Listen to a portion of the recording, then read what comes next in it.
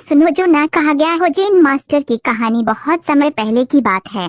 China के एक राजा ने अपने बेटे को अच्छा शासक बनाने के मकसद से एक जेन मास्टर के पास भेजा। जेन मास्टर ने कुछ दिन अपने साथ रखने के बाद युवराज को 1 साल के लिए जंगल में अकेले रहने के लिए भेज दिया। जब युवराज लौटे तो मास्टर ने पूछा, बताओ तुमने जंगल में क्या सुना?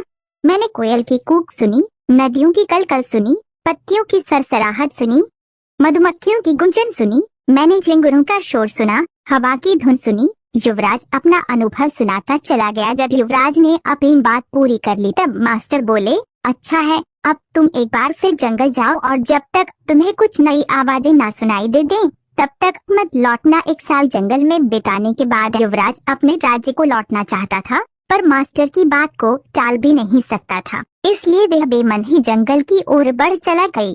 दिन गुजर गए पर युवराज को कोई नई आवाज नहीं सुनाई दी। वह परेशान हो उठा।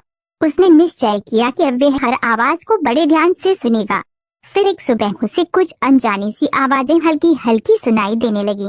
इस घटना के कुछ दिनों बाद वह जेन मास्टर के पास वापस लौटा और बोला, पहले थी मुझे वही ध्वनियाँ सुनाई दी जो पहले देती थी, लेकिन एक दिन जब मैंने बहुत ध्यान से सुनना शुरू किया तो मुझे वो सुनाई देने लगा जो पहले कभी नहीं सुनाई दिया था।